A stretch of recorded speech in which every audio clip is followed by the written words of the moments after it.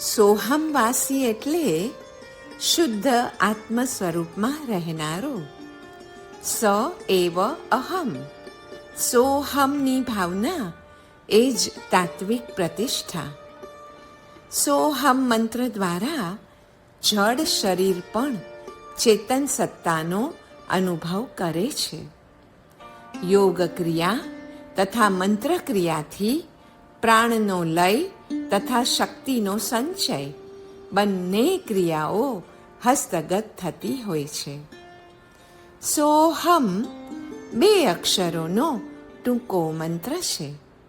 કાષ્ટમાં જે રીતે વહની, તલમાં તેલ અને દૂધમાં ઘૃત જે રીતે રહેલું છે તેવી જ રીતે સમસ્ત દેહમાં ચૈતન્ય વ્યાપીને રહેલું છે.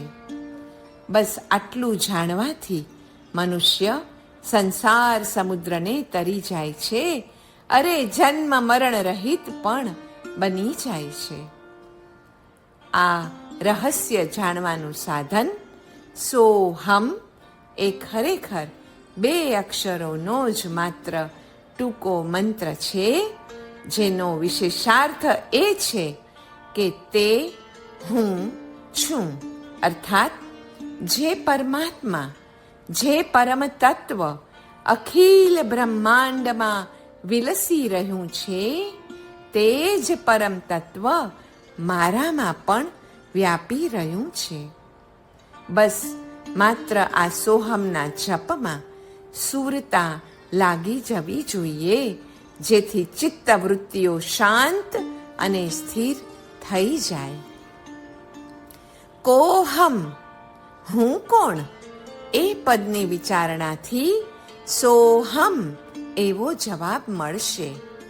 પછી જે અહમ રહેશે ને તે અહમ નહીં, હા, પણ અરહમ હશે. સોહમ અર્થાત સ્વરૂપાલંબન, ગ્રાહ્ય ગ્રાહક વર્જિત ધ્યાતૃ અને ધ્યાન ભાવનો નાશ, ધ્યેયમાં ઐક્ય ભાવ, સમરસી ભાવ, ચિદ્રૂપતા, રાગાદિ ઉગ્ર શત્રુઓનો વિનાશ, સૂક્ષ્મ શબ્દ બ્રહ્મ, વિશુદ્ધતમ ઉપયોગ, ચિદાનંદમયતા અને સોહમ અર્થાત જીવન મુક્તતા. અહમ અને મમ એ મોહરાજાના મંત્રો છે. તેના પ્રતિપક્ષી મંત્ર સોહમ અને સમમ છે. નમોનો તાત્પર્યાર્થ પણ નાહમ ન મમ તથા સોહમ સમમ છે. સોહમ સિવાયના અન્ય કોઈ પણ ભાવનું શરણ જેને જેને નથી ને, એવા તે યોગીઓ તે પદમાં એવી રીતે તો લીન થાય છે કે જેથી ધ્યાતૃભાવ અને ધ્યાન ભાવ સદંતરપણે નાશ પામે છે અને યોગી ધ્યેયની સાથે પરમ એકતાને અનુભવી શકે છે. સોહમ પરમાત્મ સ્વરૂપ સાથેની એકતાનો જ સાક્ષાત્કાર કરાવે છે. તે હું એટલે પરમ તત્વ સાથે અભેદ ભાવની પ્રાપ્તિ. સોહમ મંત્રને પવન મંત્ર પણ કહે છે. શ્વાસોશ્વાસ સાથે એને સીધો સંબંધ હોવાથી તે પવન મંત્ર પણ કહેવાય છે. અન્ય મતે સારી સૃષ્ટિની ઉત્પત્તિ ઓમથી જ થઈ છે અને એના નાદના અનુસંધાનથી સર્વ મનુષ્યો પોતાની મલિન વાસનાઓ ત્યાગીને પોતાના શુદ્ધ સ્વરૂપને ફરી પામે છે. અહર્નિશ અને અનાયાસ આ પરમ પદમાં સ્થિતિ રહે ત્યારે મંત્ર યોગ સિદ્ધ થયો કહેવાય છે. આપણા મતે તો ઓમ પ્રણવ મંત્ર તરીકે સ્વીકારેલ છે. મંત્ર યોગમાં શ્વાસોશ્વાસ સાથે હંસનો જાપ ચાલતો હોય છે, એટલે પોતે એક નામધારી જીવ કે પ્રાણી છે એવી અહમ વૃત્તિ કાયમ રહે છે. મંત્ર દીક્ષાથી એ શ્વાસ અને સોહમ સોહમ વૃત્તિ રૂપે પરિવર્તિત થઈને સુષુમ્ણા નાડીમાં પ્રવેશે છે. સોહમને એટલે જ પવન મંત્ર કહે છે કે તેનો સીધો જ સંબંધ શ્વાસની સાથે છે. સોહમ ભાવ એ ધ્યાનાવેશ છે. સોહમમાંથી તત્પદ અર્થાત સહપદ એનો ઉલ્લેખ નીકળી જઈને ધ્યાતા, ધ્યાન અને ધ્યેય એ ત્રણેય એકતાને પ્રાપ્ત થાય છે. એ પછી અનિર્વચનીય ચિન્મય એવી પરબ્રહ્મ નામની જ્યોતિ સ્ફુરે છે. તેની સ્ફુરણાથી જ સર્વ ક્રિયાઓની સફળતા થાય છે. ઈડા, પિંગલા અને સુષુમ્ણાને સાધીને કુંડલીની શક્તિને જાગ્રત જરૂરથી કરવાની છે. તે પછી ષટચક્ર ભેદન પ્રક્રિયા વડે તેને દશમ દ્વારે પણ લઈ જવાની છે, જ્યાં એ શક્તિ જ્યોતિ રૂપતાને ધારણ કરે છે. તે પછીથી બ્રહ્મરંધ્રમાં સોહમ સોહમ એવી રટણા કરવી. તેથી કપાટ ખુલે છે, કર્મો નાશ પામે છે અને નિજ સ્વરૂપની પ્રાપ્તિ થાય છે. ધ્યાનાવેશ એટલે સોહમ ભાવ અર્થાત ધ્યાતાને પોતાનામાં જ રહેલ જે પરમાત્મા રૂપ તેનું નિઃશંક જ્ઞાન કરાવે છે. સોહમ પદના નિરંતર સ્મરણ વડે સ્વરૂપનું આલંબન લેતો યોગી તેમાં ગ્રાહ્ય ગ્રાહક ભાવ નથી એવા તન્મયી ભાવને પામે છે.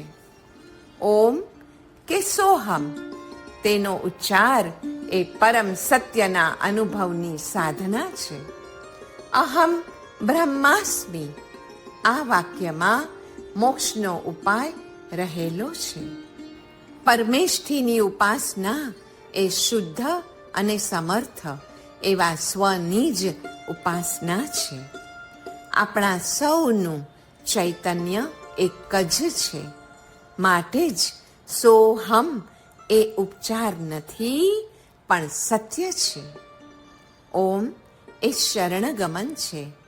અર્હમ એ અર્ધમાત્રા છે અને સોહમ એ સુકૃતાનુમોદન છે. દાસોહમ શબ્દથી દુષ્કૃતની ગરહા થાય છે. તેથી ઉત્પન્ન થયેલો મંત્ર દાસોહમ સોહમ ઓમ અર્હમ 8 અક્ષરનો બને છે. શ્રી અરિહંત પરમાત્મા કહે છે તે મને સર્વાંશ માન્ય છે કે આત્મતત્વનો હું દાસ છું. હું અંશ છું, હું તેનાથી અભિન્ન છું. ચિન્ન પ્રતિમા એટલે ધ્યાનનું આલંબન અને સ્વરૂપનું કારણ. જે કોઈ અદ્વૈત પરમાનંદ સ્વરૂપ પોતાના જ આત્માની સોહમ એવા મંત્રથી પૂજા કરે તે મૃત્યુંજય થાય છે અથવા સમાધિનો અભ્યાસ કરીને કાળને જીતી લે છે. આત્મમંત્રસ્ય હંસસ્ય પરસ્પર સમન્વયાત યોગેન ગત કામાનામ ભાવના બ્રહ્મચક્ષતે. અર્થાત હંસ એ 2 અક્ષર અભેદ રૂપથી પરસ્પર સમન્વિત થઈને રહે છે. યોગ દ્વારા કામના સમષ્ટિગત બને છે. તે જ તત્વજ્ઞાનીઓનો બ્રહ્મ ભાવ છે. જીવરૂપી હંસ મંત્ર જ્યારે સુષુમ્ણા નાડીમાં વિપરીત ભાવથી સોહમ રૂપે જપાય છે ને, બસ ત્યારે જ તે મંત્ર યોગ બને છે. શ્વાસોશ્વાસ દ્વારા પ્રત્યેક જીવ પરમ મંત્ર હંસ મંત્રનો સર્વદા જાપ કરતા જ હોય છે. આ જપ જ જીવનનું કારણ છે. એ રોકાઈ જાય તો કોઈ કરતા કોઈ બાહ્ય કાર્ય થઈ શકે નહીં.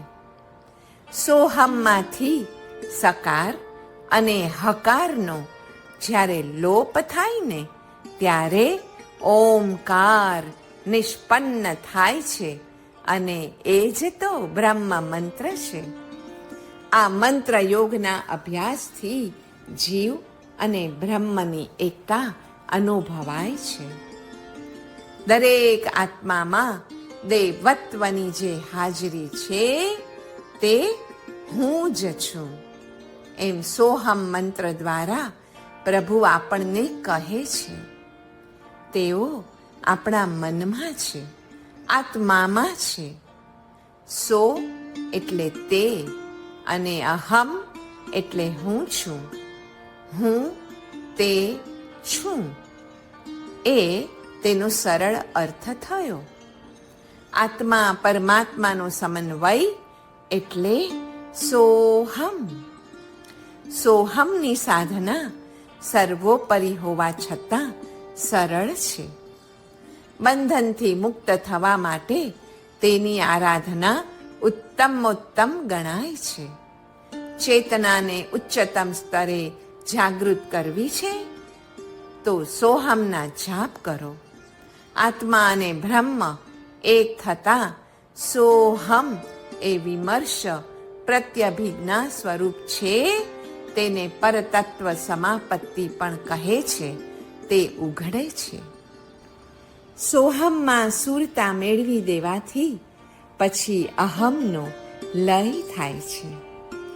ઓહમ એટલે હું જીવ, સોહમ એટલે હું બ્રહ્મ. એ બંને વડે પ્રાણી માત્રની રચના થઈ છે.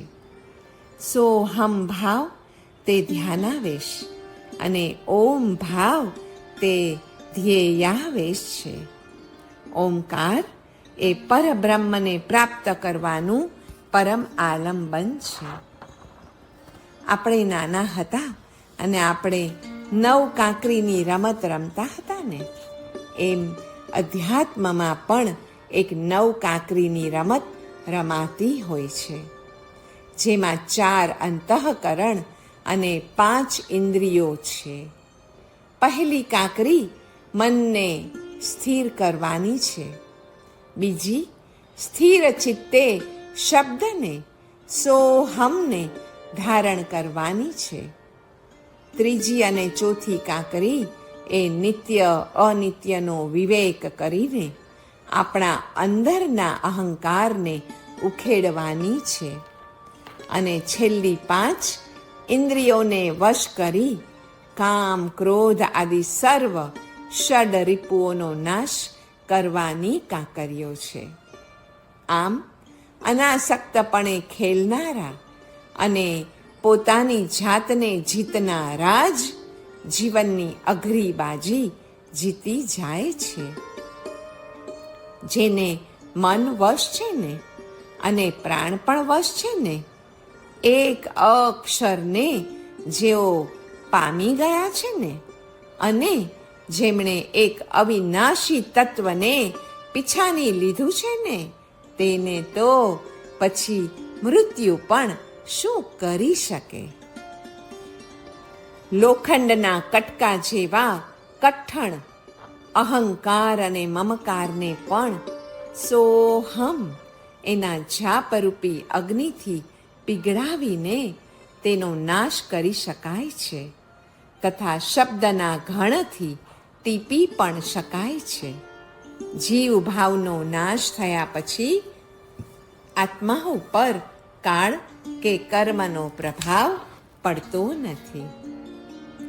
આ 14 રાજલોકના ભવ્ય જીવો તરફથી આજે આપણે પ્રભુને એક પ્રાર્થના કરીએ કે હે નાથ, હજુ સુધી હું તે તું અને તું તે હું એવો ભાવ મને પરિણમ્યો નથી. હજુ સુધી ત્વમેવાહમ ની રઢ મને લાગી નથી. હે કૃપાળુ, હજુ સુધી સોહમની લય હજુ લાગી નથી. પણ હે દયાના સાગર, મને સંપૂર્ણ વિશ્વાસ છે કે એક દિવસ એવો અવશ્યપણે આવવાનો જ છે, જે દિવસે તુજ મુજ અંતર ભાંજસે વાજસે મંગળ તુર. એ ધન્ય દિવસ, ધન્ય ઘડીની હું રોજ પ્રતીક્ષા કરું છું.